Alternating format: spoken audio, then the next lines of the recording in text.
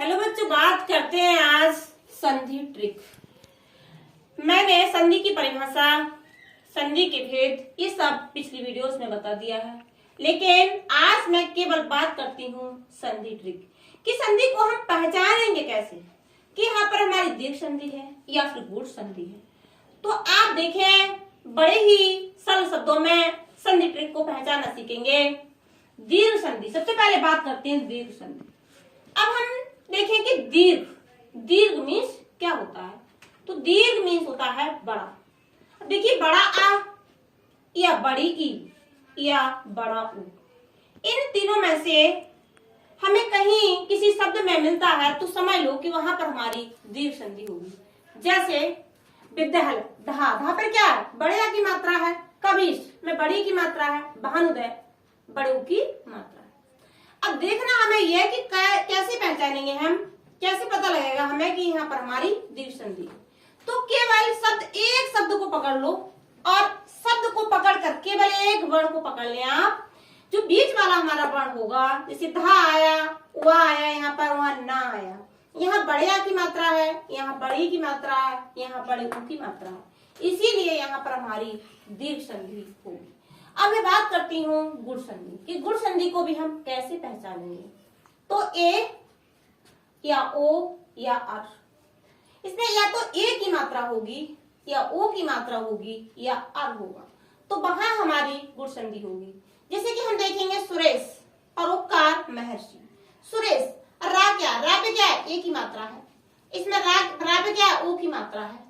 इसमें भी हम वही ट्रिक फॉलो करेंगे जो हमने दीर्घ संधि में की थी। केवल एक शब्द को पकड़कर और जो बीच वाला शब्द है, हमारा वर्ण है, उसे पकड़ लें। यदि उस पे ए की मात्रा है या ओ की मात्रा है तो वहां हमारी गुण संधि होती है। अब मैं बात करती हूँ वृद्धि संधि की वृद्धि संधि क्या है। वृद्धि, पहले बात करें वृद्धि है क्या।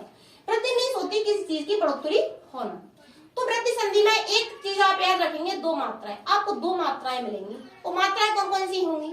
आई की या औ की। जैसे महेश्वर है, जलोक है। हा पे क्या है? आई की मात्रा है। ला पे क्या है? औ की मात्रा। तो यहाँ पर हमारी कौन संधि है? वृद्धि संधि है। अब इन दोनों में हम एक ट्रिक और भी आप फॉलो करेंगे, गुण संधि में और वृद्धि संधि में, जो है बड़े साधारण शब्दों में है। जैसे कि हमारी गुण संधि में एक मात्रा आती है, तो एक त्रुटिया, जहां पर एक त्रुटिया मिले तो गुण संधि, और जहां दो त्रुटिया मिले तो वहां हमारी वृद्धि संधि। एक त्रुटिया से मतलब एक मात्रा और दो त्रुटियों से मतलब दो मात्रा।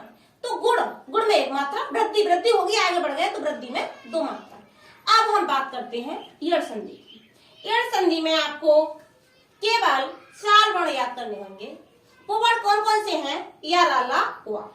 अब हम बात कर रहे हैं कि या, रा, ला, वा को हम क्या कहते हैं, ये कौन सी व्यंजन हमारे?